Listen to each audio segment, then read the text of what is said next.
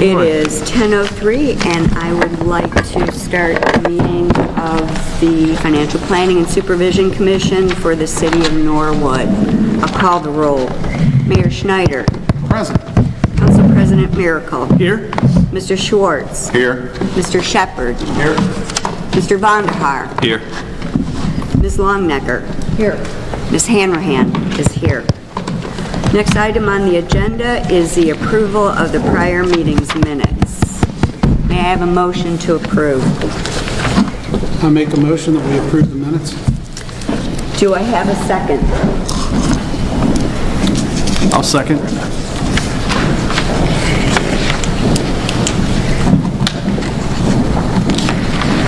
Any amendments? Okay, I'll call the roll. Mayor Schneider. Yes. Council President Miracle. Yes. Mr. Schwartz. I'm sorry, I didn't hear the question.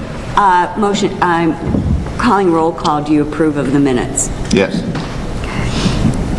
Mr. Shepard. Mr. Vonderhaar. Yes. Ms. Longenecker. Yes. Ms. Hanrahan. Yes.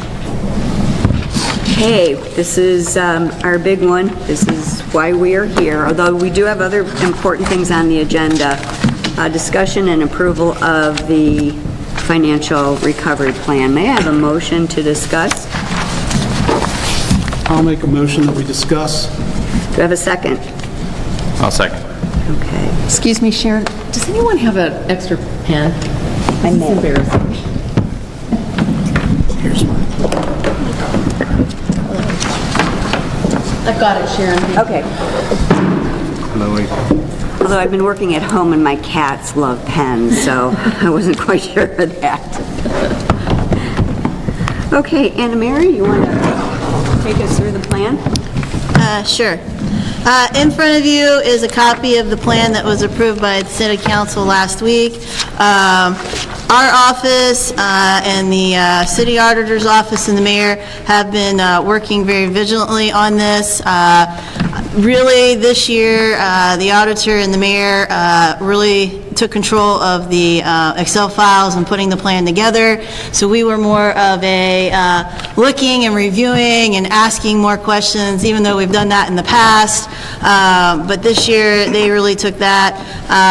And I want to commend them because I sent back, plus my staff sent back multiple emails with many pages of either questions or corrections, and they diligently worked through those to make sure that this plan was in good working order for you and that we took everything that we knew into account. Of course, you know, things happen like COVID-19, and that may change it in the future, but at the time that this was worked on and passed by City Council and looked at as, this was what they foresaw happening with the city. Again, this year, you have not only the assumptions with the financials for the general fund, the street fund, and the state highway. There are two attachments that go along with it, which we had last time. Attachment A is the personnel and where they are located and how many. For the general fund, and then also is attachment B, which is the capital improvement plan that is also integrated, both of these, into the actual financial recovery plan that's being presented to you today. I'm going to hit some of the highlights. The mayor can talk more about some of the more specifics, and if there's questions, we can direct those to him and us. And then Jim Stiff is also here, who's the city auditor, who can answer any questions you may have as we go along. The biggest thing is it's really the same as it has been. Starting on page 4 is really your assumptions that really go to prove out what the numbers are showing back in the back where the general fund and the street highway or street and state highway are.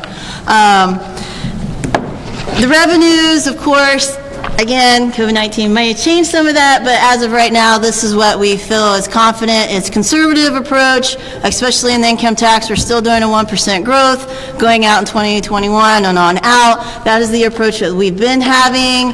Of course, we don't know what the future holds, but that's a conservative approach. Yes. I know in the past we had 1% growth every we've done this, correct? Yes. Is that, you mentioned the virus, right? Has this been stress test? I mean, I don't know if it's realistic to assume 1% growth when realistically it'd be probably flat or less. Given the hotels are closed, businesses are closed, people are getting laid off. Right. What wiggle room do we have in this if these don't meet? For 2020, we would have some wiggle room. They had a huge balance coming in to 2020. The plan, you can look through it. I think that they would be fine. Going out to future years, we definitely would probably need to look at that. The other thing is when we come in and have the commission meetings, plus they have finance, we're also looking at where's our revenue stand versus what we estimated.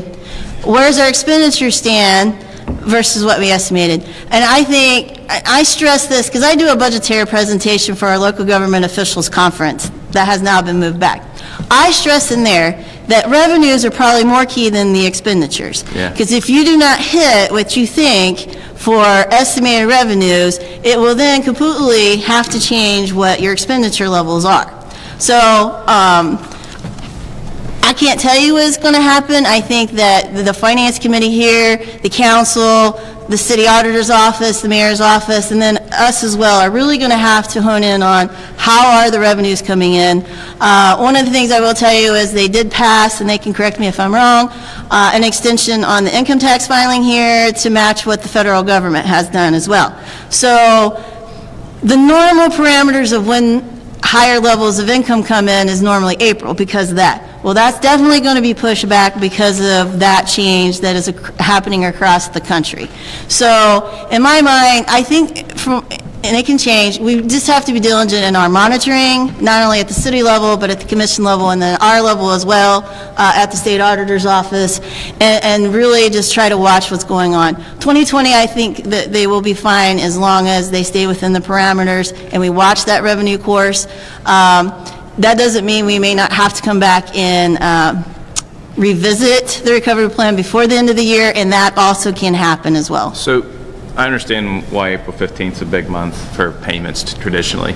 Correct. How much percent of our revenue is based on estimated tax payments for 2020? So obviously your 19 your liability is already set, and people are going to pay on that on the 15th or July 15th now, but how much do we count on for 2020 ES payments in this? Because it's going to be less. So to me, I would want to see like how much wiggle room do we have? And does the city have a plan? Because revenues aren't going to come in as expected, right? So does the city have a plan, whether it's hiring freezes or cut back on CapEx? Like, what's the plan if it doesn't come in? I can't speak to that. The mayor can speak to that, but I will tell you, like, anybody in this state, in this country, is really dealing with something they've never had to deal with before. Even more so than what the 2008 housing slump went through. Yeah. I think this is going to be a rolling thing, and I always state that this is a living, breathing document. That means that it can change, and I've also talked about in the past that emergencies happen, and we may have to come back and look at that. So the mayor can talk about, what he may, and he may not be able to talk about that right now. DeWine even is like, I can't say for sure until we see what's going on, what the federal government's stating, what we're seeing in the pandemic, and things like that. So I'll let the mayor comment, but sitting back and doing nothing, I don't feel is appropriate. And like my company's been working on it for a month, and it's just, it's going to happen. So I think there needs to be some thought around contingency plans or whatnot, or how we're going to address it. At least that's my opinion. I don't think just waiting to see what happens is appropriate. Well, I wouldn't. First of all, I'd say we're not sitting around doing nothing. First of all, you have to put a plan in place. That's what this meeting is about. It's putting a plan in place. This has been going on for the last 3 years. So getting this plan approved and moving forward is critically important to the city.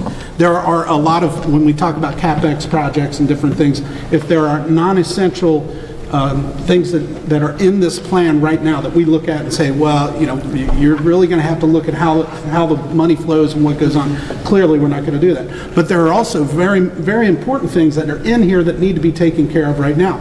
So it takes 6 months to get a new ambulance. That money is allocated in here. We need to get that process started. We're going to need an ambulance either way. We have water running down the walls in City Hall. That roof should have been replaced last year. That money's in here. It needs to be taken care of. So there are a lot of parts of this that are critically important to pass and move forward with right now. And absolutely, the city has to look. I mean, one of the first things you talked about is that hotel tax. Our hotels are sitting empty, and that's been a nice little bonus to what the city has had coming in the last year or 2 years. But quite frankly, it wasn't there in all the years past. That hotel tax only got passed a few years ago. So the city has went without that many times, and the city has went through really tough times in years past with no reserves, with no extra money, with no money sitting there. We were very fortunate to come through this last year with money that puts us in a much better position for the city of Norwood now, with all the challenges that are going on, to weather this storm. And really, that's what it's all about. So clearly, you know, you mentioned the governor talking about it. It's on the back of everyone's mind. It's what every community member is worried about right now. It's what every business leader is worried about right now, is what does this do financially? The financial impact to your family, the financial impact to your business.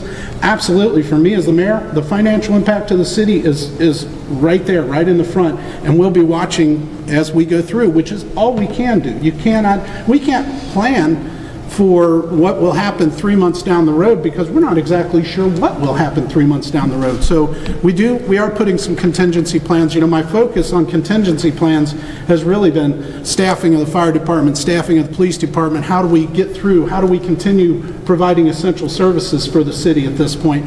This is something that's, and the money part is absolutely important, and we're going to have to continue to work on it. A hiring freeze, we barely have any staff in City Hall. One of the things that people said to me, or I received emails. I'm just wondering, you know, are we trying to think forward and say maybe we push pause on those for now until we have better information? Again, I don't know when we were planning on hiring some of these people, but I know some of them may be essential. I think in the plan it staffs out in like June. We start staffing some of those positions. Okay. There are a couple of positions that are critically important to really run the city. Our safety service director position is critically important. We've had an interim safety service director. I'd like to have one, but I don't know how easy it's going to be to hire any of these people right now either. You can't sit down and do interviews. You know, it's not like people are jumping there. We've got a health commissioner position that we need to appoint. We're running with an interim health commissioner in the greatest health crisis of that the world's ever known, and we don't have a health commissioner, a full-time real health commissioner in place. So when you say not hiring people, I don't think I'm going to be able to hire people. And if I can find good qualified people for some of these critical positions, I absolutely want to hire those people for those positions. The only thing I would add is I was asked by my direct report, my deputy director, why are you even going due to this COVID-19? And I said, you know, they really need a plan to start off with. I mean, we really, for what, November earlier, we really had no plan that was being upheld. We were in violation of the plan that was there because of assumptions made by the former mayor. So the city really hasn't had a good working plan. And I told him that, and I also said, we understand that this isn't going to be it, but we need a place to start off with. No, I get that. I guess what I'd like to understand, and maybe it's not now, but you mentioned there's a surplus. So if the projections on revenue don't hit, how much wiggle room do we have? And then we need to start thinking about a plan about how do we address that, or if we can. Again, we're already operating lean, so there's very little we can do. But if that's the case, what does that mean? Like, so if we don't hit 2020, ignoring in the future, like if we don't hit 2020, what does that mean for the city?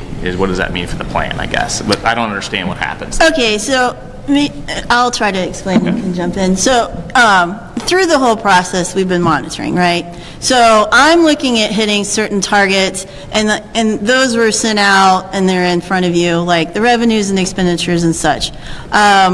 So revenues right now, in here, there's no property tax. They don't get that till March or April. Those will be coming. What I would say to you is that we're going to be diligently looking at those more periodically. Myself in our office, at the state auditor's office, I'm sure the city auditor, because I'm going to be asking him lots of questions, and then also the mayor's office and the council and finance. And I know they may not meet, but those reports can be sent out and asked for at any time, because it's public record.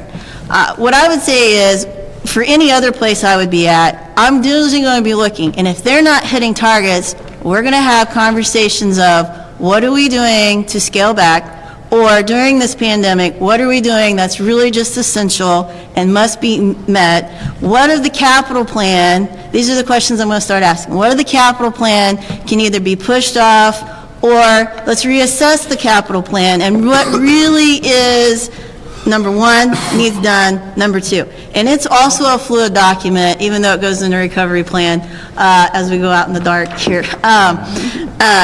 What can we move around? What can be not done this year? We can wait till the revenue streams are back up. That's all assessing what the needs are. And that's why it's a fluid document. And we can come back and they can revisit it, and we can come back and say, you know, okay, that's not working, we got to do a new plan. The other thing is, April and I have told them in the past, you know, you can't spend this right now even though it's in the recovery plan because X, Y, and Z hasn't happened, and we don't know where your balances are really going to be. And so we do that on occasions too, not just to the city of Norwood, but we ask that of any of our fiscal emergency or sometimes watch people as well. That's partly what we do during this is look at that. So I guess my thing is that we're going to have to be doing things just like the Finance Committee and those here in the Auditor's Office and the Mayor, just monitoring what's going on and then addressing it as soon as possible. And they've already said, we don't know for sure. You know, I want to see what the property taxes are coming in like. I want to see what our EMS is like. That could go sky high, but our building can go way low. That's something I've thought about as well. They were able to put some things in here that would address part of COVID-19. I don't think, because of yesterday and this weekend, it may not be enough. I don't know. But we'll be assessing that and talking with the city on a very regular basis and seeing where they are. The other thing is, some of the operations may dwindle here as well, where some of the expenditures they thought may happen may not, and there could be some movement across departments within the fund. And we've done that before here and other places when the need has arisen. We have that jurisdiction to help them move that and approve that. But those type of things has to come to our office for appropriation changes to make sure they're within the guidelines of the appropriations in total by fund. Does that make sense? Yeah. So it's not a great answer for what your question is. That's the best I got. I think during this whole entire process, you know, we're still working, and the monitoring process of the financial is going to be key. But great question. Okay. All right. So, yeah, right now the revenue sources, the income tax has a 1% growth, and it was conservative when we were working on this. What that future holds, we'll be, you know, looking to see. Most of the other stuff in here really didn't change much. We looked at what 2019 came in and really based 2020 mostly off of that, other than miscellaneous revenues. They had some one-time monies last year that they will not have expected this year, which was property sales and stuff. There's also on page 5 some change actions that they are looking to address. There's no money associated with these right now, but it is areas that they are looking into, like potentially having Rita in here, looking at EMS services, dispatch funding, and then software for license plate readers. That all could have an impact revenue-wise and expense-wise, and those are some areas that they're looking into going in the future. So that's another thing that I think we need to look at, that yes, we have some numbers here, and we're looking at what they're predicting, but they're also looking at potential actions. We just don't know what those revenue sources are or expenditures until they do more in-depth studies on those areas. Is that fair to say? Okay. Expenditure assumptions start on page 6. The biggest thing here I would like to point out is look at attachment A, and that is where the personnel, the staffing is for the 2020 through 2024. There are several in here with new hiring. Like the building commissioner, we had a contract person. Now they actually want a person in the seat here that's on payroll. You have community development director that they used to have back in the day and hasn't had one in a while, and they're looking to put that in place. A health commissioner, they've had an interim that's really not been paid, and now they're looking to put somebody full-time in there, I think, and then pay them and personnel. Administrative assistant is a new position that they're looking to do, and this all comes under what the mayor had put in as an ordinance for his staffing plan as well when he first came in May. But then you have an elimination of a full-time secretary for the mayor, and then doing 2 part-times. Well, that takes away health insurance because there's no health insurance for a part-timer. So we have some give and take in that area as well. It goes on, and the other big thing I wanted to point out was the health insurance. So we asked them to look at this area in the plan that is in play as of right now, that was approved last March. It was an assumption of a 15% increase after 2021, or 2020, so 2021 through 2023 for every year. Well, in talking with their insurance, they said, well, what about these assumptions? Would that work as well? And they said, yeah, that could be, you know, something that they see. So that has changed. One reason is that in 2019, they had a plan that covered 2 years. And it really put a flat increase in the second year. So they had an increase in 2019, and then 2020 we're not seeing anything, other than if an employee changes what they want between a single family, whatever the case may be. So going forward in 2021, you'll see a 15% increase was also done, but in 2022, a flat, so no increase in that year. And then again, when we get to 2023, but at a 10% increase, and then a flat in 2024. Now, we deem that reasonable based upon the email exchange between the mayor that I saw and their insurance company, and they have seen a flat in the second year in the past. So it seems reasonable to us. That does change the parameters of the expenditure assumptions, and that's one of the big ones that has changed and could change again in the future. We don't know. But it was reasonable based upon what we got from third-party confirmation plus what we had seen in the last couple of years. Can I add to that discussion? Yeah. You know, one of the big parts of that is what the city does to control the healthcare cost and what we can do. You know, part of it is having a safety committee, that the city, a recognized safety committee working on those things, and then working with the union and the membership on different areas of the healthcare costs that the city has. So those are 2 big ones. Working with the Bureau of Workmen's Comp and really trying to elevate the safety consciousness of our staff and how they're utilizing their health care plan. So whether you're, you know, all of us, I think most of us recognize going to an emergency room rather than going to an urgent care there are effects on the services or on the health insurance that's provided. So doing a lot of that type of communication and helping them understand what are some of the things that the employees, that the staff can do to help keep those costs down is going to be, and we recognize that as being, that communication is a critical factor in keeping some of these costs in line. It hasn't been done so much in the past, and the employees in the past had sort of the full ride health insurance. Well, with the union contracts, we negotiated in where they're paying a little bit of their health insurance, so they have a little bit of skin in the game, and that makes a big difference. And we feel that's one of the reasons why we could use that as an assumption. It's all those things that Anna Mary brought up, but also all the things that I feel and know that I will implement as the mayor of the city to make sure it happens. Who's heading up that education that you talked about, as far as telling people how to use the plan? Yeah, we have, there's a third-party supplier, Haran, that does a lot of our stuff, but there will be another organization that they bring to the table, and we'll end up, it's going to be a full-blown, plan with monthly updates and emails that go out and all the things that I get with my company all the time. So it'll be that on that level to try to, and so that's an important aspect of it. I mean, Yeah, I would leverage Haran as much as possible. I mean, they're a good outfit, and they have a lot of resources and education that put on the website, just send out. It's all kind of put together. So I think that'll help tremendously. We absolutely will.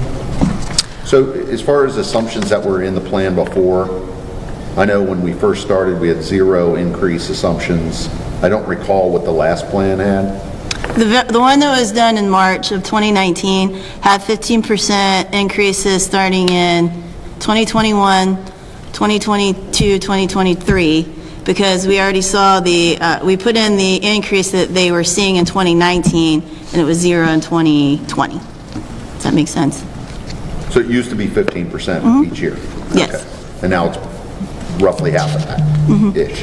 Ish, yes. Okay, got it. Thank you. Yes. The other big topic is the union agreements, which has been the ongoing struggle here at the city. All 4 have been approved, ratified, and also signed by council. All 4, which is police, fire, clerical, and public works, have been built within the forecast. So that was also a lot of back and forth. We would have 1 or 2, then we go forward with the changes there with what those contracts stated, and then we just had the last 2 last week. Yeah, last week. Those were also built in before council got it. So the new union agreements are also built within here, which has the steps, the bases, and the mayor can talk about that when I'm done here and what all that includes. The other big thing on page 5 is the health department. This is where they did build in some extra expenses for the COVID-19. Also, they're going to try a pool management service in this year. That's why you see recreation a little different between 2020 and 2021. They want to see how that management company goes and then make a decision going forward in 2021 and on out. And then it talks about the capital plan, which is in Exhibit B, which is within this forecast that we have here. Then on page 8 and on are the areas that they've looked at the past, also some things they're going to look at in the future, and what that will do for them. Some of that's still being looked at. Some of them have numbers attached to them within the plan. Those were the biggest highlights that I have. I'll let the mayor talk about the union contracts if you would like, I assumed, and then any questions that you have over the document. Thank you. First, I'd like to talk about the assumptions, because when I was putting together these assumptions, and I started on these probably the day after I was elected in November, I started thinking about what we could do. And as we put these together, I was really trying to come up with and look at each park and look at each piece of property and everything that the city is responsible for, all this common area. And so when I put this together, I was so excited. And then COVID-19 hit, and you start, some of the plans that you put in place, of course, go straight out the window, because you're thinking, I don't know that we'll be able to get that done. And this project or that project would be incredible for the city of Norwood. And so it's really sort of, as you look at this, I still bring it to you with a level of excitement and energy that I think it's going to take to get this stuff completed, if we can get it completed in this year. But I also recognize, as Mr. Vonderhaar pointed out, there's probably going to be quite a few things in here that we cannot accomplish, mostly because of the timing. I'd hoped in January when I took office that we could hit the ground running and that we could get staffing in place and get things moving forward, but it took a little longer and we're just getting to the point where some of these projects could even get off the ground, and now we're getting shot down by the problems we're having in our society right now. So those are important aspects of it. There are some really important parts to this that she already hit on. One of the big ones, as we talked about, you know, the health insurance assumptions, and then talking about union contracts, you might recall that the first meeting that we had in January, there was sort of the ultimatum that was given. I consider it an ultimatum that was given to the administration, to the new mayor, and to me, to get these union contracts squared away and get things figured out. And we worked really diligently. I'd actually thought that it would be potentially have a very negative effect on our union negotiations. They'd been going on for so long. With the police department, it was 2015, and they just kept going and going. And what it really did was, and what I was surprised to find, was that the employees who were on the negotiating teams really were pushed, and it really gave them the drive to make things happen also, and their membership was tired of these negotiations taking forever. So when we sat down at the negotiation table, they were there ready and willing to listen. We were very ready and willing to listen, and we came up with some what I consider to be extremely fair contracts for all 4 different union organizations. So, you know, a 0% increase in 2020 because we've got to get out of this fiscal emergency and the challenges to get out of this, and then a small raise in 21. They're 2-year contracts. We set staffing and really put staffing in order. One of the challenges was, of course, police and fire and getting their minimum manpower and agreed upon, and they came to the table ready to listen and with some other solutions. So I really give kudos to them for all the hard work they did, but it was a big challenge. We still used Clemens and Nelson, which is the law firm that worked with us on the negotiation of them. We utilized the auditor's office a lot to really do the numbers and figure out what we were negotiating, and that was a big one. We also had one of the people from Clemens and Nelson. It was our numbers guy, and I think he was working with Anna Mary even to run some things past. So it really worked out well, and I'm very pleased with that. One of the other things that we didn't mention in here is, you know, the fire chief, in a time like this, it's critically important to have your structure in place, your chain of command in place for all these different departments. One of the things is the fire chief had retired back in August of 2019, and that lingered. So we had an assistant fire chief that took over all the duties, all the responsibilities of it, but then we give the civil service test, and then the fire chief should be named right after that. Well, that didn't happen in November when it should have happened, so we were still running with an assistant chief. Even up into this COVID-19 stuff, we're running with an assistant chief, and not really a good, clear chain of command. And, you know, the police department and fire department run as a paramilitary organization, so that when an emergency happens, you get the best and most effective response. So we were able to, so I'll say it was actually 5 agreements that we took care of in this period of time. So we've got our fire chief actually in place now. And that's such an important factor right now and today in the time that we live in. So the union agreements, if you guys have any questions, you know, hit me with them. I was really pleased that we were able to move forward as quickly as we did from the time that I started working with them to this period in time, to the time that they were ratified, which was all of them were really finalized just last week. But it was a lot of work, but I think it was well worth it, and we have good, fair agreements for the city of Norwood.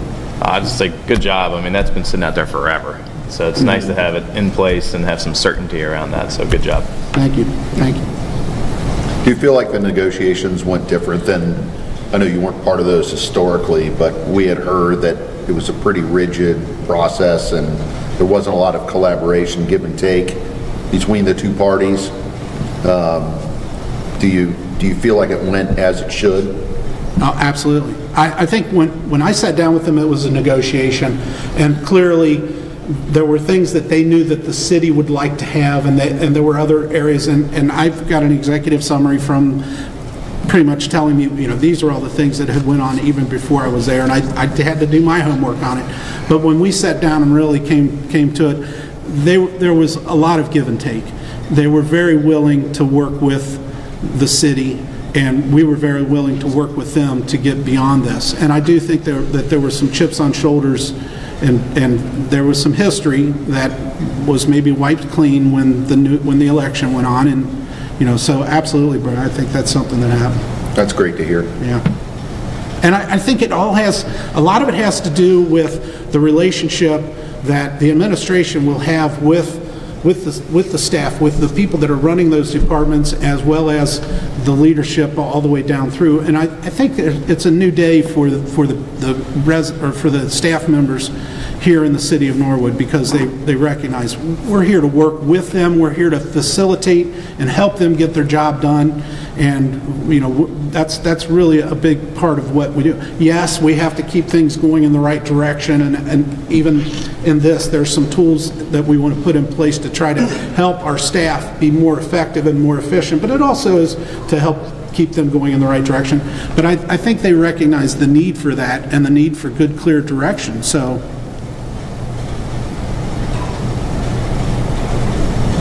Awesome. that's all I got.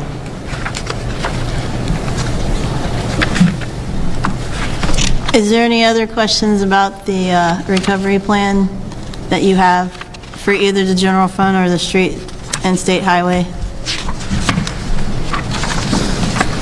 I know that you guys got this to review before we came, so. I have a question about one of the assumptions regarding health insurance costs. Surprise, surprise. On page 8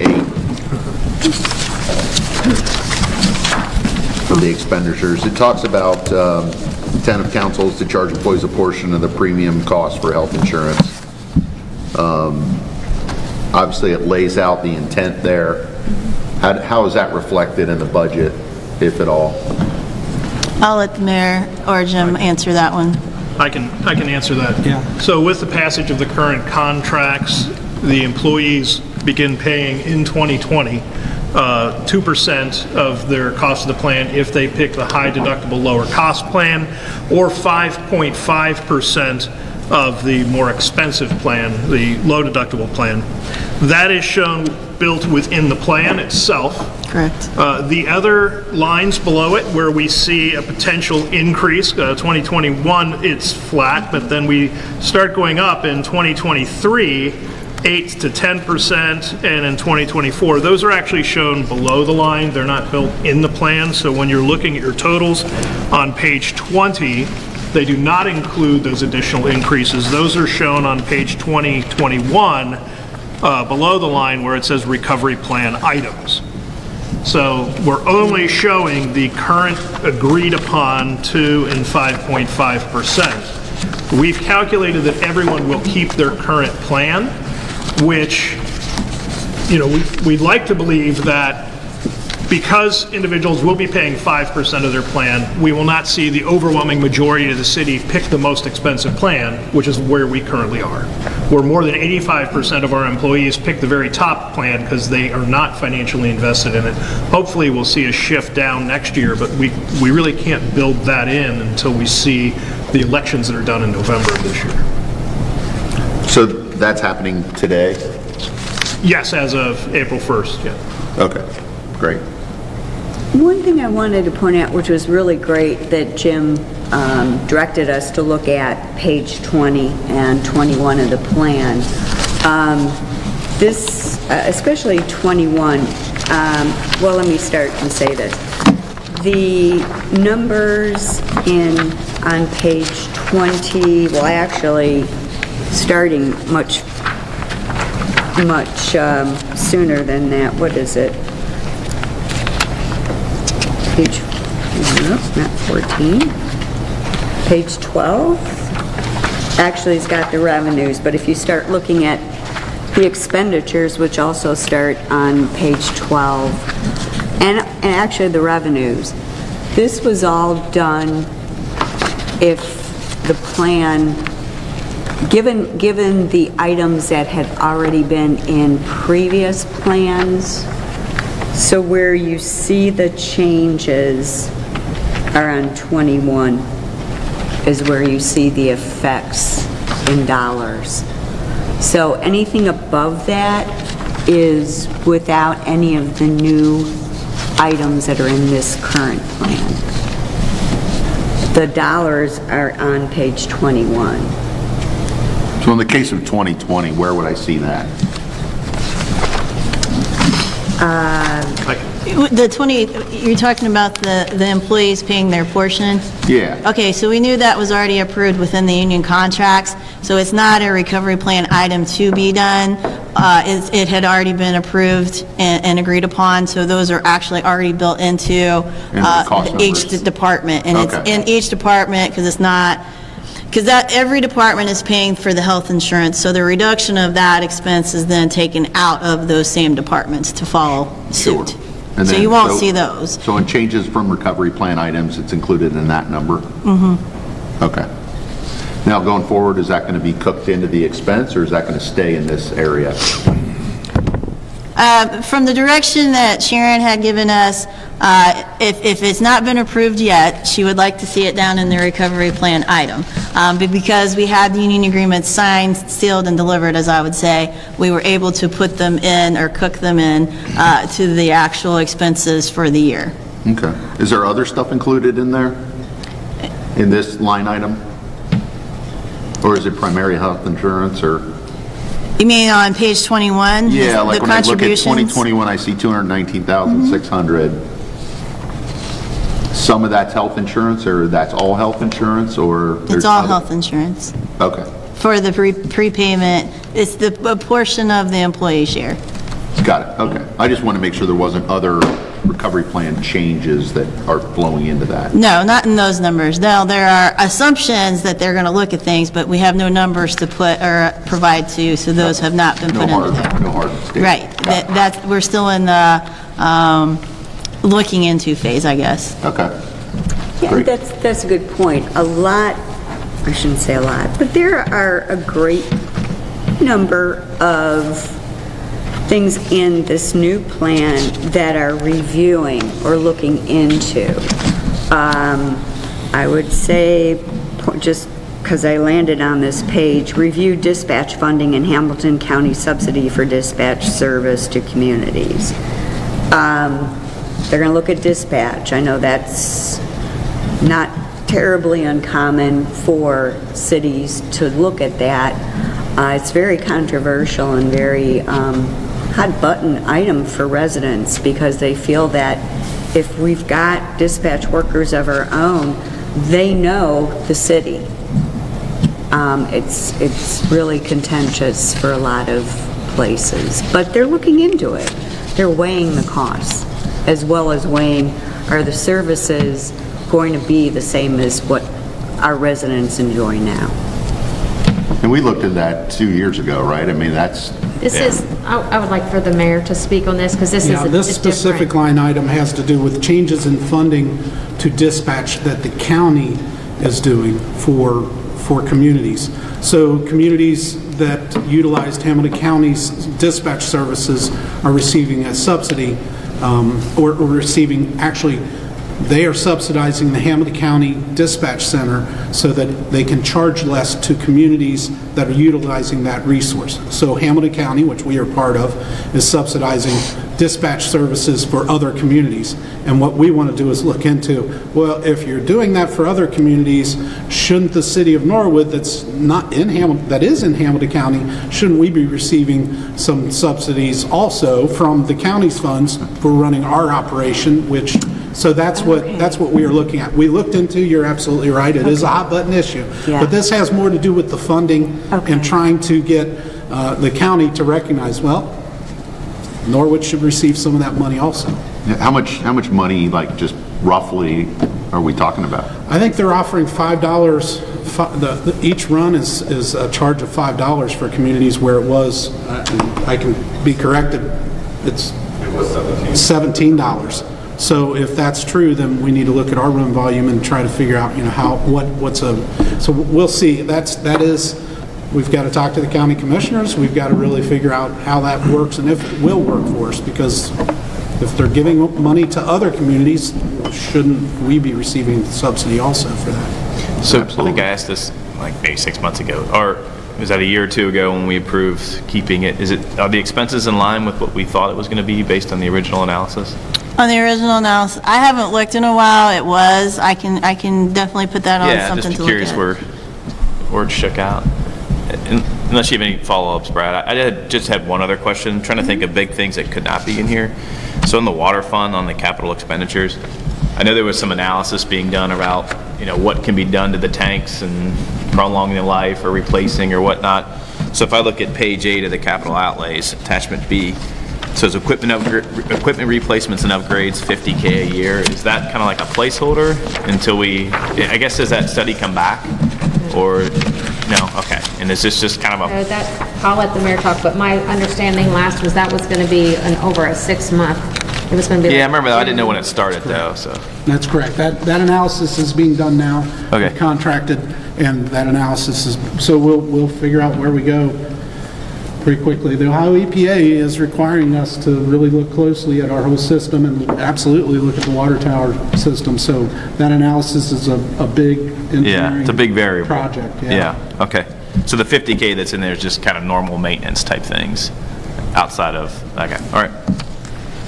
Once they do have the water tower situation, we have that analysis. We'll also look at what that said and talk with the city on plans, and then we'll have to do an analysis of, can the water fund afford it, what financing's out there, so we would be reporting on that as well. At this time, we can't do that, and the water fund is not one of the emergencies, but it is one of the ones that we have talked about in the past. It is on our radar. Once that analysis comes in, because I'm not expert on water. We won't know what we really need until that comes in, and then that will be another conversation and a look at financing and see what they can and can't afford and what we'll have to do going forward.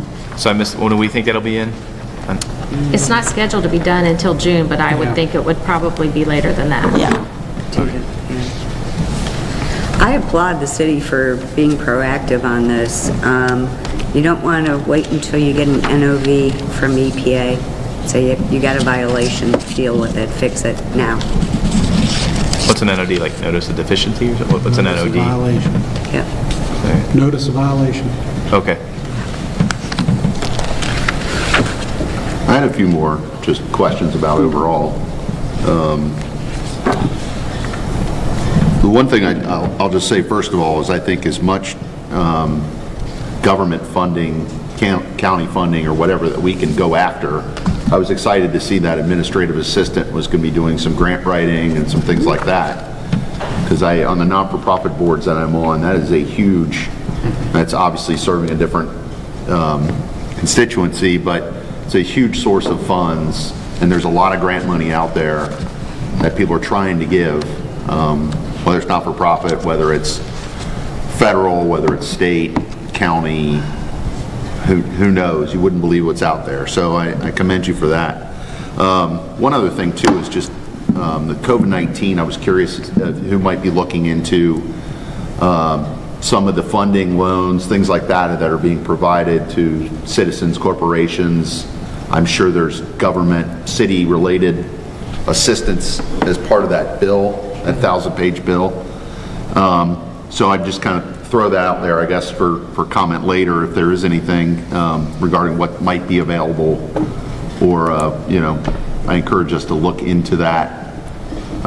There might be, if we end up having to furlough people, or people that might be exposed, they have to stay home. Anything that might be out there. I know that Ron and Tom, I'm sure their companies are looking at it. We're looking at it.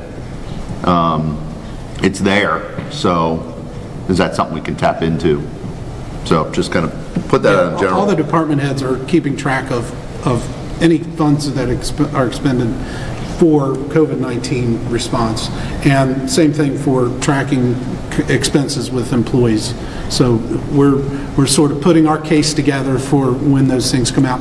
I'm receiving emails. I probably receive 6 emails a day on the SBA loans and all the different things, and we're trying to forward those on to the businesses and trying to help get those to, really, a lot of that is coming out through, even the Norwood Chamber of Commerce is sending out emails. So there's a lot of that information that's going out there for government entities. There hasn't been as much, but it's clearly the writing is on the wall that it's coming, so we are trying to keep that information together so that when we do put that application in. When you talk about other grants, even the community development block grant funding, the state funding for resurfacing programs, all of those are the critically important programs that we should be applying to that we haven't been able to in past because we haven't had people like the executive assistants or even a community development director who is really your economic development director. All of those people are really the funnels for the city where all of that comes in and they decipher it and say, yes, we need to go for this, this, and this, and start working on it. And that's something that we've been lacking in for many years, so that's a focus. Yeah, I mean, you could get everything from a police cruiser to, 25 grand for a park to just, there's a lot of sources and there's a lot of area of need that, it's out there. Let's go ask for it. Yeah, just city planning, just planning Montgomery Road and what kind of improvements we can make along Montgomery Road to reinvest in the business corridor. There are grants out there for that. And those are all grants that we're trying to tap into. Absolutely. Yep. Another thing, and I'm kind of bouncing around a little bit here. You had mentioned earlier about interviewing for some of those new positions. Are you in a position where you're unable to interview people? No. I mean, so council just passed the ordinance last week. We've got to get this passed before we can move forward. I've got resumes that I started collecting up back in December and January, and some qualified people, but other people that really I would interview and see what happens there.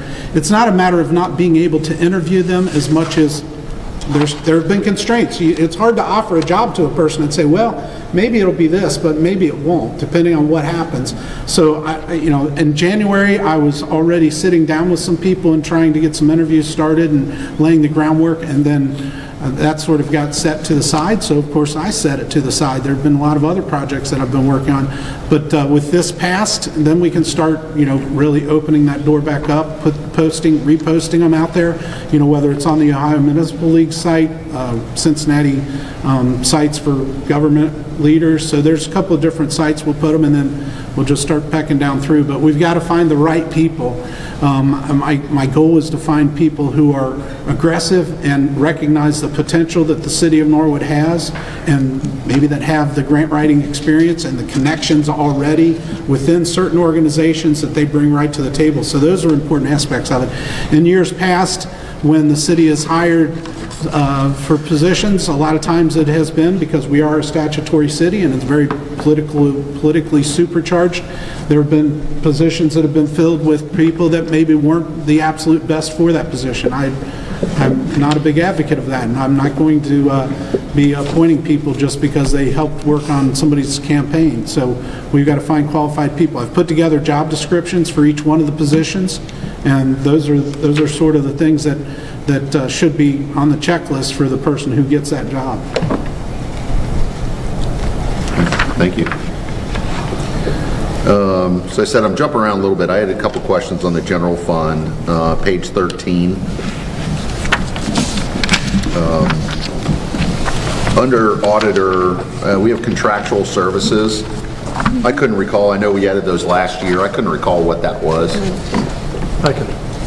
Go ahead, Jim. Yeah, if you want to speak. So previously, the way the city managed a lot of our miscellaneous expenses, if you look on page 19, we would put the expenses related to the collection of property taxes, such as DRETAC and county auditor treasurer's fees, election expenses, advertising delinquent taxes, as well as the state examiner fees, all in this miscellaneous category on page 19.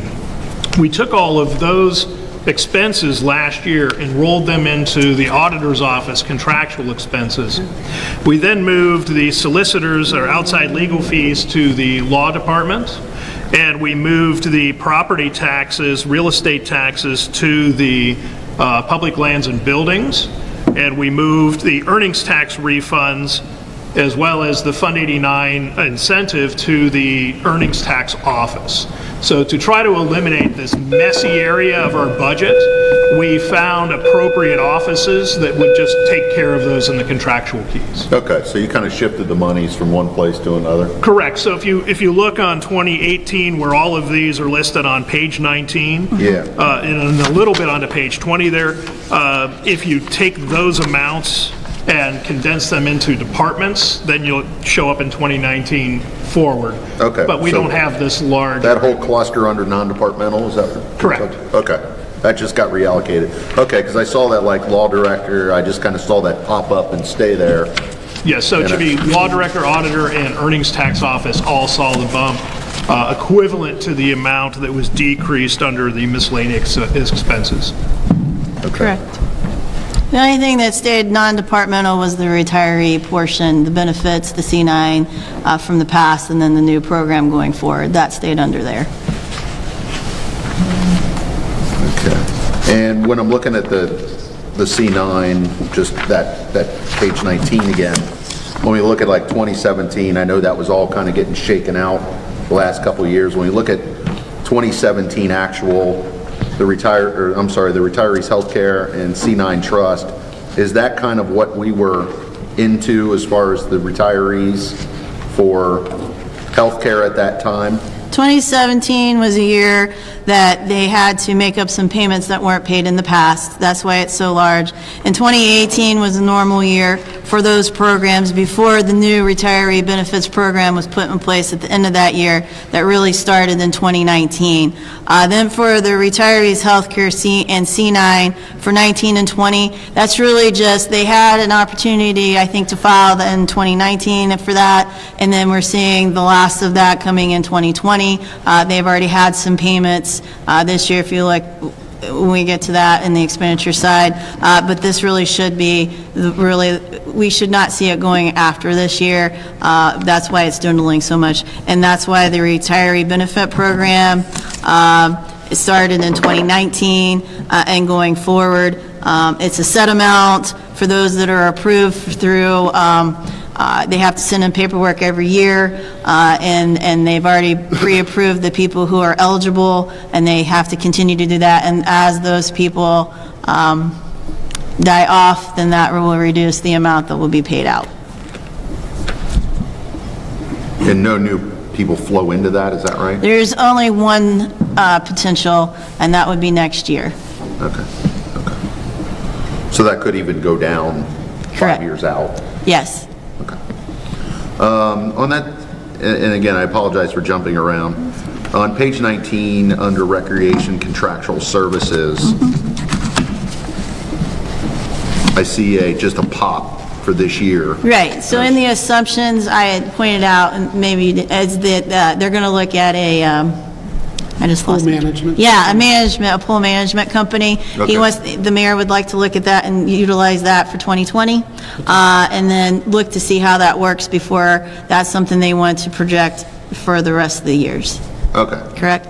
Correct. So we're going to try it out, see if it works, and maybe add it later. Well, we're going to do some numbers. There's potentially some cost savings involved with doing this, so we're going to do some numbers and potentially try it out, yes. Okay. Awesome. I think that's, on the capital projects, I know we haven't talked a lot about that kind of stuff. I was just kind of, I just noticed some things. It looked like there's a trend on going towards electric vehicles. I didn't know if that was, I was just kind of curious about that. Yeah, one of the things that was brought up by a community member and even by a council member was for the vehicles that we are driving around the city, a 3-square-mile radius of the city of Norwood, you know, whether it's the building inspector or housing inspector, or, you know, even that we should potentially look at going to some electric vehicles.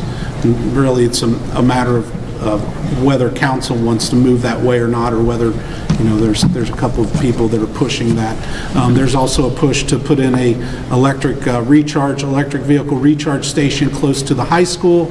The thoughts being a lot of high school teachers, a lot of, science teachers like to drive electric cars, and it is good for our country, so looking at some of that stuff. So, yeah. Are you guys on the charging station, is that like a free charge or is it like a charge point? I have electric vehicles, because there's pay ones. What's the city planning on doing? I'm sorry, the question was, for the charging city vehicles, station. we would set up a charging station there at City Hall, and those vehicles that sit in the parking lot at City Hall would be charged up. But then the other one is for, at the parking lot, the city owns 2 parking lots right there on Sherman and on a station. And those, setting up a charging station there, which would be for the general public to use. Yeah, there's I don't know, you're looking at, it's called Charge Point. From what I understand, they'll build it for free and they charge people to use it. So rather than spending the money to build one. That's what we were thinking about doing, something like that. Just look into that. Depending on how, how the funding works with all that stuff. And, Okay, just a couple more things. Page 2 on capital improvements. Under parks and playgrounds, I know there's been a stress to restore the parks, and there's been a movement, kind of grassroots and otherwise, to focus on that and create good play spaces. And we have the land, we have these parks that maybe have fallen in disrepair, and so I obviously saw that as being a focus. One thing that caught my eye was replacing the lights at the 3 waterworks baseball fields. Are those 3 different parks, or are those just 3 fields? Yeah, there are 3 different fields. We actually had one of the big light towers fell over. Maybe it was in the middle of a storm or something. But when you talk about one of those huge towers that are wood, that have been in place since, I think, the 60s, it's time to update some of that stuff. Is that for baseball, or is that for football, or is that for everything? Well, they're used for a couple different. One is the baseball field, which is right by the school's maintenance building there on Harris. That is one that's used for football during the train up, when they're doing 2-a-days and stuff. But it's a softball field, it's a baseball field. That's one, and then there are 2 other baseball fields down on the other end, down by where the tennis courts are, where you drop down. Right. Yeah, my son's played there, and I guess it seems like. And I'm just kind of, I guess, throwing it out there. It's just my opinion. Seems like a lot of money, first of all. And as far as baseball, is there even night baseball played on those fields? Or is it because there's no lights? Are we going to start having softball leagues, or like? I'll say yes to all of those questions. I think there used to be a lot of baseball played there in the evenings, late in the evenings, and there were always softball leagues that were playing down there, and they were later in the evening softball leagues. So yes and yes. Are we going to try to expand? We put in money for a recreation commissioner. We haven't really been running with the recreation commissioner for a while. There's a big push to, if you look at the basketball courts are down there now, open. Well, they're not open back up right now, but they are open. They're back. And there's been a big push in the community to have some league play for those basketball courts, trying to reinvigorate and get our tennis stuff going. And it doesn't have to be super competitive, but even teaching some tennis classes down there, those are great courses, or great tennis courts. So there's all of that is all potentially out there, and there is absolutely a push from a lot of community members, and it's not a small group. There's large groups out there that want to try to reenact that. So we're trying to put in place the tools that are necessary to facilitate that. Okay. Yeah, and I think, again, just hearing you talk about that, that's another place to maybe tap into some grant money and see. But so that's more or less an overall investment in the entire space. The basketball courts was some grant money. Yeah. Actually, with some matching funds from different, not city-led, citizen-led events. So, when you talk about the Norwood, the 5K race, the Gym of the Highlands, they're utilizing the funds that they bring in from running that Gym of the Highlands to make improvements. So same thing for the Wasson Way Trail stuff. It's not the city's money. It's not been planting all the trees and doing that, but it's been citizen-led efforts, and kudos to them. They're doing some great work for us. Yeah, definitely. Okay, well, I think I've taken enough time, so I appreciate all your questions. Fine, no, these are great questions. Oh, I'm sorry. I spoke too soon. One last thing on the street fund, the very last page 8 of capital improvements.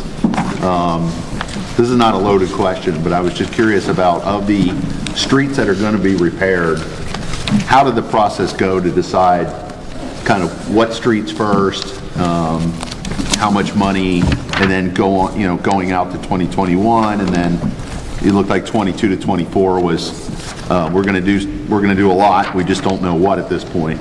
So how did we go through that process? Well, the first few streets, the Indian Mound area up there in Sheridan, that was all planned last year, and it's all in place. Yeah. It will happen. But the Streets and Infrastructure Committee on City Council is heavily involved in looking at this. They have asked that an engineering study be completed of the city streets, so ranking all the streets and telling us, giving us some good information. So I've contacted an engineering firm. It's not the typical engineering firm that we utilize with the city, so it's sort of a totally outside perspective of what streets need to be, so that that'll be an engineering study that will then be presented to the to the Streets and Infrastructure Committee, and they will make decisions based on that. And ultimately, it's a matter for them. It is a political hot potato at times on what streets get paved. But I think they'll make good decisions. A lot of these streets were streets that were put in here because they are the worst streets in everybody's eyes. So we'll see what happens. I think, Brad, this is clearly going to change. When you talk about Montgomery Road, it's been years and years since Montgomery Road, which is a state route 22 and 3. We should be able to get all sorts of grant money to take care of Montgomery Road. 561 is another one that sort of goes right through the middle of our community that needs it. So, and we've got to make our application, and we've got to keep it out there, and they actually, you hate to say it, but the worse the road is, the higher probability you have of getting grant money. Sure. And we've got a lot of them that are really worse. A lot of low so we're going to do, I think we'll do okay if we apply. So it's not really a laughing matter. I know people take it very seriously. I got yelled at when I walked on people's porches all through the election season. Basically, they'd say, "Fix my streets." They yell at you. And we are working on that. There are funds in place. It's how those funds get used to hit the right streets, and we're trying to do that in a really systematic and intelligent manner. So. Is that engineering study also going to take into account like traffic patterns, like cars per hour, whatever stuff you assess, or is it going to be mainly this thing's a landmine and you can't drive down it without a new suspension? At this point, it's going to be condition of the street. It's not going to be the actual traffic studies and all that. So it'll be a condition of it, and my understanding is that it'll be a rating system of ABC, and then they'll prioritize. We'll try to prioritize from there. Well, I guess I would encourage you, in my opinion, to also look at the frequency of the traffic that goes through. I mean, you look at one intersection, it could be 10,000 cars a day. You look at another one, it could be 50, or something like that. So, not that I don't want, everybody wants a new street. I understand that. But I think it would make some sense for the committee whoever's on that committee, to look at some of those things as well. So if you've got two that are, all things being equal, well, this one gets a lot more traffic, then maybe this guy gets the attention, whereas maybe this guy might have gotten more neighbors yelling and screaming. And it's just and maybe we put you on list B to be addressed later, but I would like to think, because I know in grants and city money and all that kind of stuff, they look at the frequency of traffic and the flow and the importance of that road to other connecting roads and to corporations, and just, what are the roads that people are using the most, and that should have some favor to it. Even on Montgomery Road, we're looking at, we've got ODOT doing sort of traffic light synchronization, and that's a big part of it too, is for traffic calming back in our residential areas is having a really good flow on Montgomery Road and on 561, the main thoroughfares, as you state. Because if the main thoroughfares run well, people will dump right out onto the main thoroughfare and then go where they're trying to go. But if Montgomery Road's not running well, then they're going to go back to Quatman, or they're going to run across Hopkins, or they're going to run down through the back streets where we don't want them. Right. So we're looking at that, for Montgomery Road, it's traffic light synchronization and then also pedestrian safety. And those are some funds or some grants that we weren't aware of, that we were made aware of in January with the meeting with ODOT. So we're working on all of those things. But you're absolutely right. The infrastructure committee needs to really think about those things too. That needs to be something that's considered travel. Yeah, I would think a civil engineer or somebody would be able to give some advice on that. And I mean, I'm no expert, certainly. I just think that you're looking at multiple forms of data rather than, well, this one just has the most potholes. It's kind of, it's like anything else, this park gets used 10 times more than the other park, so we should put some more money into this park versus this park that's at the end of a cul-de-sac somewhere that is kind of for those immediate residents. You're not getting the bang for the buck, I guess is what I'm trying to say. So that's just my 2 cents as far as that goes. But also, and within that committee, correct me if I'm wrong, they also are looking at other needs like stormwater and other things that could affect the roads, so that they don't want to tear up a road back to back and waste money. I think that's been a huge discussion, not only on council floor, but also in that street committee as well. That is great to hear. That's something I think that as a resident you would want to hear from them, that they're looking at not just the road, but what's underneath the road, what's beside the road, and take all those into account when they're deciding that. And is that correct from what I've seen and heard? So they are very into what's going on, and I think the study will help that, plus, other needs. I think, some things come up with stormwater when we have, rains and stuff, and they're taking that into account as well. And I think that's a big part of it too, because even some of your smaller roads may actually have to be done because there is something underneath that is very undermining the integrity of the roads too. And I think that that's something to keep in mind, not only for us, but them too, and your citizens, and the protection of them as well. So, yeah, and then, I think that's what I mean. All those variables kind of need to be looked at as part of that process. And they're talking about that a lot. I look at their minutes. I look at a lot of their meetings. And on page 7, he kind of outlines on the assumptions where those roads and street renovations are based upon the engineering study and street infrastructure and council committee recommendations. So he points that out in the assumptions as well, where the street and the capital plan kind of come from in decision making. So. Okay, you said that was page 7? Page 7 is the assumptions, yes. Okay. So. Thank you. Is there more questions from anybody? Yeah, I have a question. What is required? I'm looking specifically at the on page 20 of the general fund, of the line excess of revenue over or under expenditures, and the plan runs a deficit in 20 and 21. I assume that's acceptable, or else it wouldn't be here. Okay, so the expenditures are outpacing the revenues in 2020 and 2021, is basically what that line is saying. Right. But as you look down, they came in with a beginning balance of $4.6 million in 2020. So what they're doing is spending down that balance that they were able to carry forward. Okay, so it's just, all right, so the balance sheet looks fine. Yes. The income statement is a deficit for 2 years.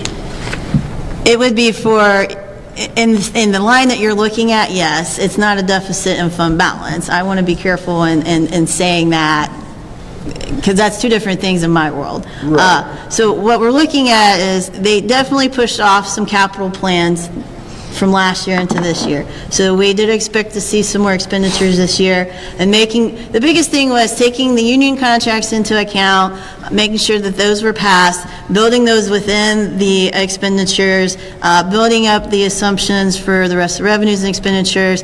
The bottom line, do we stay positive in fund balance in 2020 and in the next 4 years after that? So 5 years in total. That is the biggest thing. For all the plans that they have in place, can they, at what the assumptions are today, handle what they are planning to do? And I think the staffing plan that we made them do last year and incorporated again this year shows where they are going to be that way. And then the capital plan was something we really pushed for as well, because there was a lot of needs here within the city, not just the general fund, the street, the state highway. We're going to look at the water part of that as well, and building that into the 3 funds that we have in front of you now.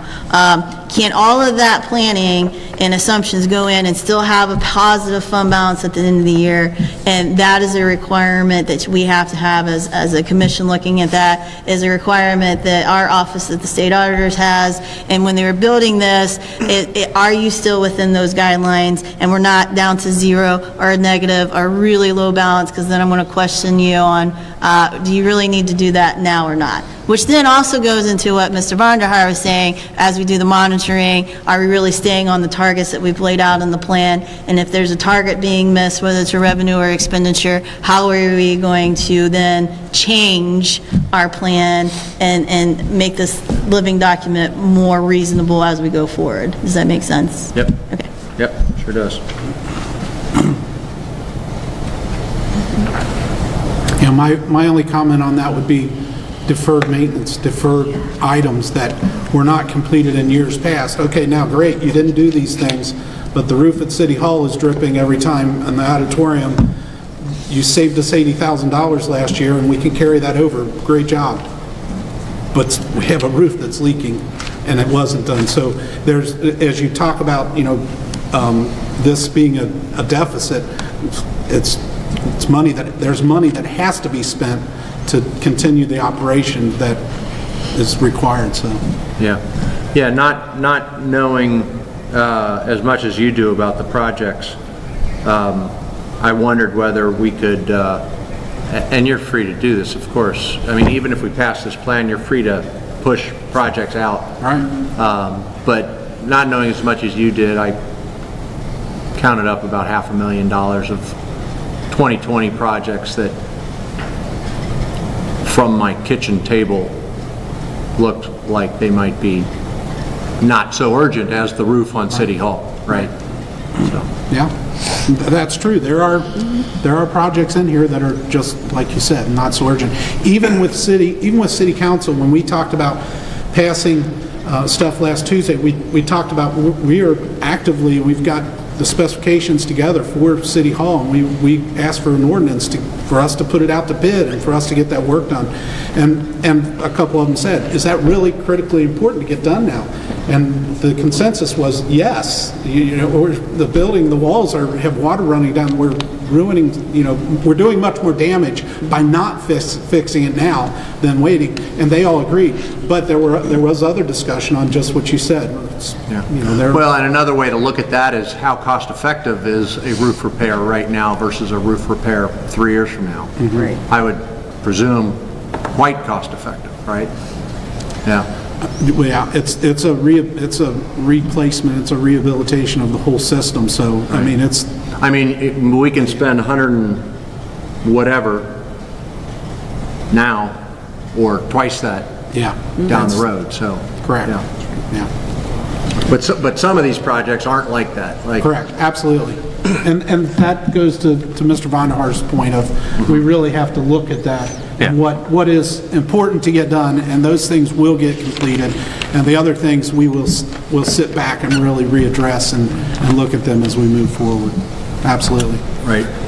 And forgive me, we might have talked about this. Brad might have brought this up, but I'm confused by the Fund 89 tax incentive. Did we talk about that? Okay. So we have in the past, but but right now we haven't, because Brad didn't bring that up. Okay, that makes me feel better. Jim did. That makes me feel, because it appears on page 19 here, and it looks to me like an expense on page 19. Am I wrong about that? Okay, so I'll talk about it because we required this. Our office did. So Fund 89 is really for the tax incentives I think for 3 companies, maybe 4, it's 3 for sure. Paycor is the biggest. So they have an incentive agreement that if they hit certain things during the year, the following year, they will then get an incentive payback to the company because they met the requirements that are in From the there. city to the company? To the city, yes. Okay. When that is met, because there was actually one that did not meet this past year, so they will not get an incentive back to them. It will stay with the actual city itself. What they do is, and it's part of the agreement, they move income tax monies that are collected and put in the general fund over to Fund 89. So those are sitting there to make that incentive payment to those companies when they meet it the following year. Okay? But that's really a part of income tax collections, and we consider that part of general fund monies. Our office required them to show those revenues into this, so the general fund has Fund 89 built into it. And it's in the it's in the income tax revenues, and then now, under the earnings tax department, that estimated expense out for the incentive in forecasted years is also built into there. So some of the municipal earnings tax is put into Fund 89. Correct. In case we have to pay or reward, I suppose it would be this handful of companies, Paycor included. Correct. Okay. If you would look at the information that Jim would have on his website, the general fund would show less income tax revenues because they don't put all of them there. They move part of it to Fund 89. But that's not a true picture of what income tax revenue collections are, and we required that to come back into the general fund for the forecast. Okay. So then, I guess what I didn't notice that I now notice with that so the 2020 recovery plan that will be replaced today, I feel confident, had almost $9 million of municipal income tax, including the Fund 89 portion. So we're imagining COVID-19 aside, that municipal income tax would rise by about $1 million. Am I reading that correctly? Are you on page 12? I am, and Okay. I'm also bringing in data from, Prior plan? yeah. I don't have the prior plan. I don't have the prior plan in front of me. May I had looked at that I violate originally. your 6 feet, I know. So what we did was we put in the actual numbers for 17, 18, and 19. So 19 had $18.1 million collection. That was higher than what the last plan had showed. I will say that. How much higher? Jim might know off the top of his head. I don't know. So going into 2020, it was reassessed based on 2019's actual revenues collected for all of income tax. Where should we be? Now, we actually dropped that a little bit. If you look, it's 18.173 and 19, and right now the 2020 forecasted is 18.025, which is different from the last plan that we had. But where we were looking at what actual came in for 19, we're looking at what's been happening, and it was dropped a little bit. It's not that big an increase. Right. It's an increase over the plan, but not over the actual. Correct. Got it. Yes. And we wanted to look at that to make sure it was makes more sense. reasonable. Now, again, back to Mr. Von Der Haar had stated, that may not be reasonable, but we won't know for a while. But then, Mr. Von Der Haar is a pessimist. or a realist, however you want to look at it. But from 2020 on, that's where the 1% increase was built in. But 2020 was based upon what we saw in 19 Sure. with Makes a little sense. bit of reduction. Thank you. Fund 89, Jim. Fund 89. Yes. It's his favorite fund. I know. He does not like that we put this in here. If I could just say one thing, in a point of clarity on that, is also that is one of those items that's shown on page 19 for 2017 and 2018, but then it moves to page 14 under the earnings tax Okay. office for Yeah. 2019 Thanks. and 2020. Any other questions, concerns? I have a couple more. You gave me some time, so. I'll try to make these quick. The bid process for all these projects we're talking about, is there a formal policy in place for 3 bids, whatever? Yes. What can you tell me about that? Anything over $50,000, we're doing public bidding. We've got to put together a spec and a bid package, and it has to go out to bid. Anything under that, my requirement of the people that work within the administration is 3 bids. And, you know, in some situations, you can't get 3 bids. There's only, you know, a couple of suppliers that can do it. Sure. But we are absolutely trying to get bids and apples to apples bids, hopefully. So, yes. Right, okay, great. One other thing, the accounting methods, principles report, whatever we call that. I'll get to that. You'll get to that, okay. Yeah. Lastly, and I mean lastly, when you go to page 20, I think that's a timer telling me I'm out of time. Changes in fund balance. That's kind of our net. Okay, I'm sorry. I think I might have misread that. Basically, just looking at the fund balance going out, we're about 1.8, 1.9 million positive fund balance is where we end up. Okay. Correct. All right. I'm good. Thank you. May I just comment on that real quick?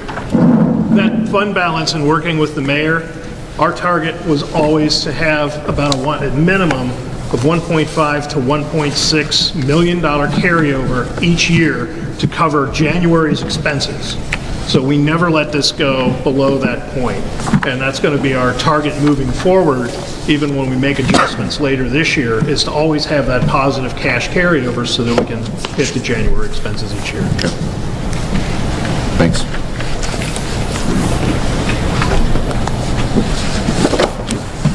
Any other questions on the plan? Well, I would ask for a motion to approve the plan. Oh, before I do, by the way, these are your copies. What we'll be distributing sometime during this meeting, if not afterward, is the original plan that has the original signatures of the council members, and then the auditor's office needs the original signatures of the commission members on the plan. So, okay.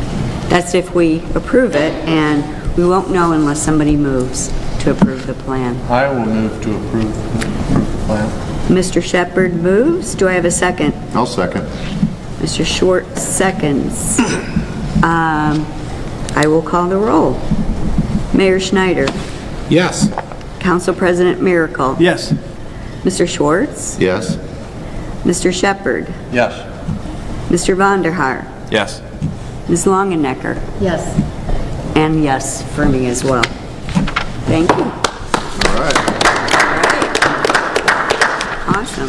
Now, Anna Mary, and I think you might actually have some information on the report on accounting methods? Sure, we can address that first. The report on accounting methods, which was done by our office, those are comments that have to be cleared, along with showing positive balances before the city can come out. Mr. Miracle is actually going to be spearheading that going forward in conjunction with our office. He's been provided a list of all the comments and the departments that have to fix the comments that we have right now. A lot of them are council also, because there's some approvals that have to happen. Because of the recovery plan, I also lost my mother in the last 2 weeks, and with the COVID-19, we have not been down here to really see where we stand on those things. As soon as the COVID-19 is really, we're lifted with some of the things that we can do here, and Mr. Miracle is going to be working on those items as well. We will address those and see where we stand. So at this time, I really don't have an update on that right now. The real focus has been the recovery plan, and that took a lot of focus and a lot of manpower from not only the city but also my office. So, but Mr. Miracle has taken that on as a spearhead, and he may want to talk about that during his president report to. Yes. So thank you.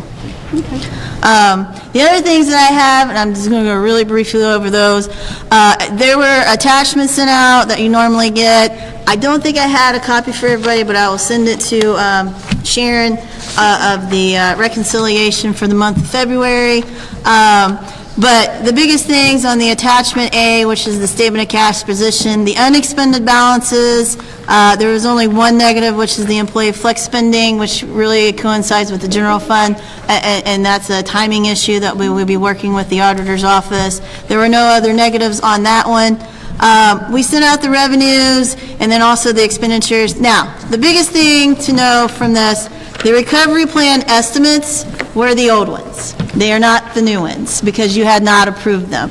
So it is what it is based upon the old plan. Again, we are going to be monitoring this. I get reports from them monthly, if not several times a month, looking at what they have, where the revenues are, the expenditures are, and so forth. But that's the biggest thing I'd like to point out right now is this is really based on the old estimates as of like 2 minutes ago. But I wanted to give you some sort of analysis, and then looking at where we stand right now. It is only the end of February. I did look into many of the exceeds that were in the expenses. A lot of those, there were some one-time expenses you have up front we've talked about. Also, there were 3 payments for insurance because the December one normally is paid in January. That's not that's a normal thing here. So you really had 3 months of payment on health insurance, and then there was a few other things. Nothing that was distressing to me in looking at things, but if you have questions, please let me know.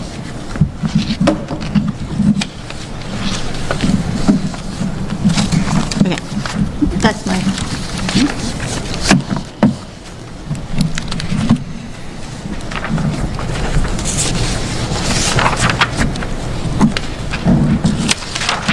I'm going to go on. If there are questions, I'd be more than happy to stop and we can address those.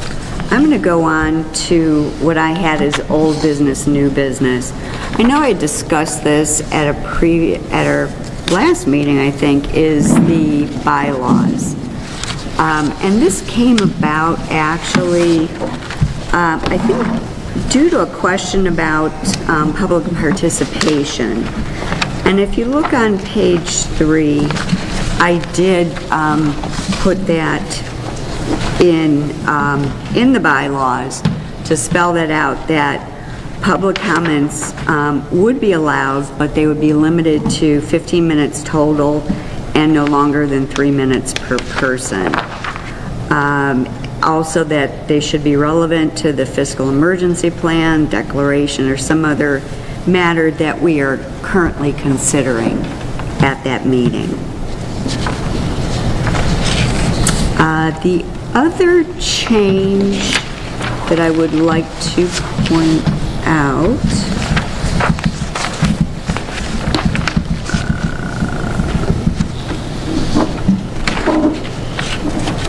I know I should have underlined it.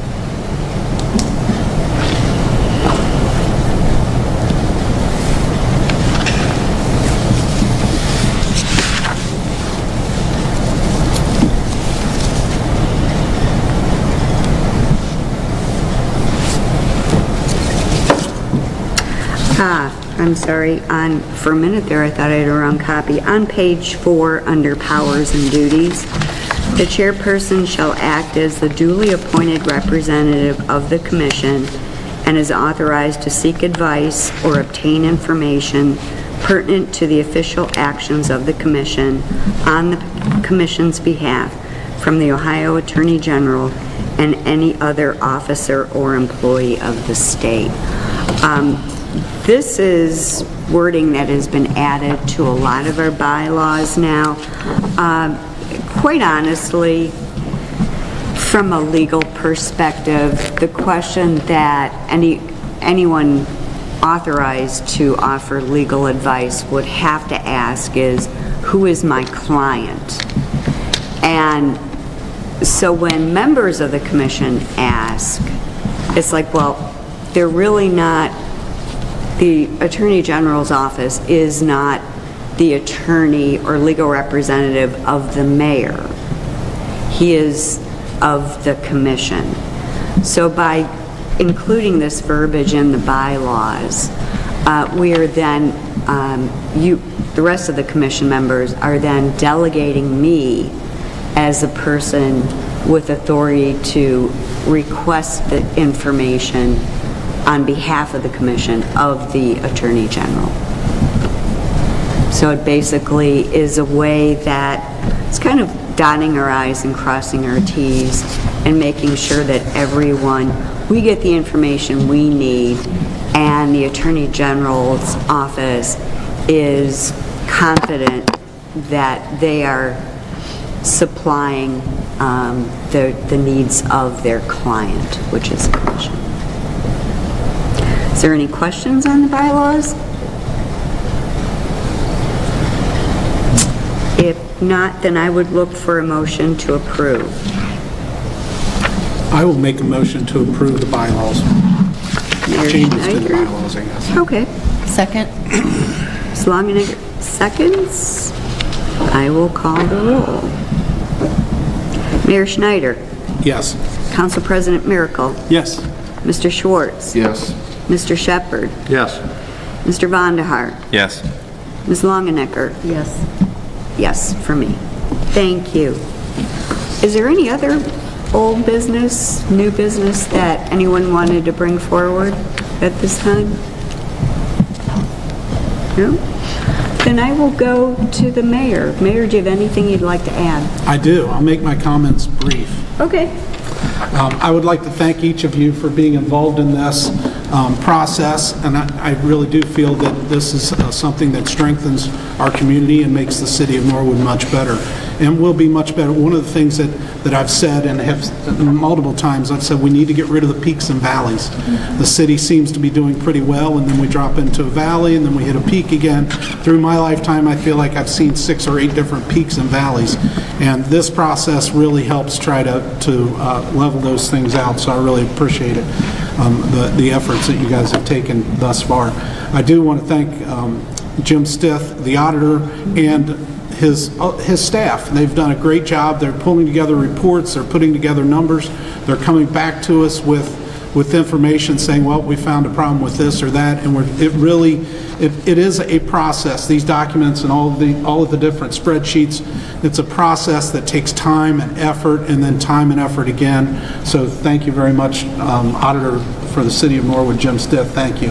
And then the State Auditor's Office, of course, Anna Mary and April, you guys have done a great job for us, and a real service to the City of Norwood and to the community members here, keeping on top of this, keeping us, I'll say keeping us in line, because yes, that's what we need at times, questioning, putting really thoughtful and insightful questions out there for us to really scratch our head and go, well, and finding the answers, and it makes us better and more capable of doing our jobs as elected officials for the city. The city council has a really good finance committee right now, smart people that are numbers crunchers, and they are asking very good questions, and I commend them for their time and efforts in working with us, and when I say us, I mean the auditor and I, on putting this thing together and really putting together the structure of this.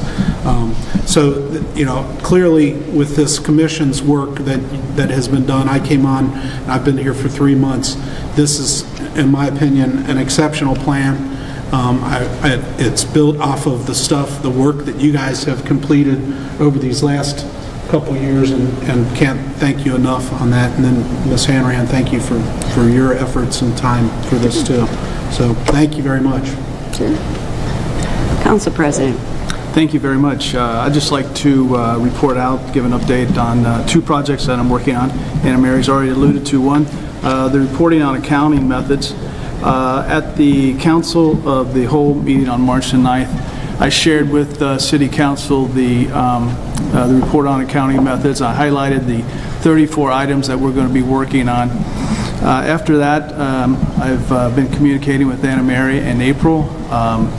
They have identified, created a nice Excel spreadsheet, by the way, identifying the comments and who's going to be responsible for those. And then moving forward, we're going to work out the procedural method of how we want to communicate that to the department heads and how we're going to correct these items. And because ultimately they need approval from April and Anna Mary. So, and I can email this out to everyone. I'll do that today just to give you an update. I know Jim, Mr. Sith, has already worked on quite a few of those, so we need to just forward those to you for approval. Secondly, I've been working with Angela at Rita. We had a meeting scheduled for March the 19th. Unfortunately, for obvious reasons, we had to cancel the meeting. She has forwarded a presentation to me, which I would like to forward to you. Also, there is a worksheet that she would like our treasurer to complete and to return. So I will forward that to you, forward that presentation to you in electronic form. And then hopefully, not sure when, we can have them come down to City Council and make the presentation. So I wanted to keep my comments brief. There's 2 things I'm working on. Great, great. Sounds good. One of the items in the plan, actually, is investigating, reviewing, researching Rita. So, very good. We do have a member of the public. I know I didn't put it on the agenda, but okay. All right. I will, from now on, since we did approve those amended bylaws, I will put that on the agenda. So hopefully at our next meeting, we'll be sitting in different situations than this. And again, going down the agenda, the next item is the determination of the next meeting date and time. I'm going to be really honest with you. I have been listening, well, not daily, but quite often to the press conferences that the governor has had. And I've in particular been really listening to our health director. The peak is lower, we're flattening it, but the curve rather, we are flattening it. But now what that has done is moved the peak to more like mid-May. Due to that, I'd really like to look at sometime in June as our next meeting. This will give folks some time to, the city folks, to do some time, to allocate some time to maybe some of those reviewing things.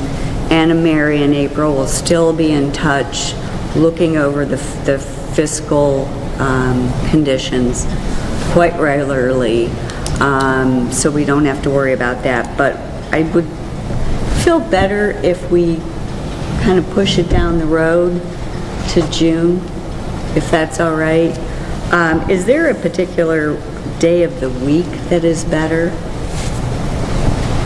Because I don't really have any strong. What about, this is a Tuesday, what about June 9th at 10? It doesn't work for me, but it does not. Does not? Yeah. Okay. I mean, I could do the Out of 10th. that first week or 10 days of the month Is not good for you? not generally. Okay. June 16th? Yeah, sure, it's fine. Yeah, that worked. Okay. All right. All right, well, then we will count on June 16th at 10 a.m. The only thing that I could possibly foresee where we might call an emergency meeting is if the commission had to approve a loan or debt. Other than that, I think, we can pretty much let them work on this wonderful plan that we just approved and move forward. Okay. Okay, if there's no other business, I would look for a motion to adjourn. I will make a motion, we adjourn. Okay, do I hear a second? I'll second. Okay, Miracle seconds. I usually do a voice vote. Let's do Mayor Schneider? Yes. Council President Miracle? Yes. Mr. Schwartz? Yes. Mr. Shepherd? Yep. Mr. Vonderhaar? Yes. Ms. Longenecker? Yes. Yes. Thank you all for your time. I really appreciate it. Be safe. Oh, yeah.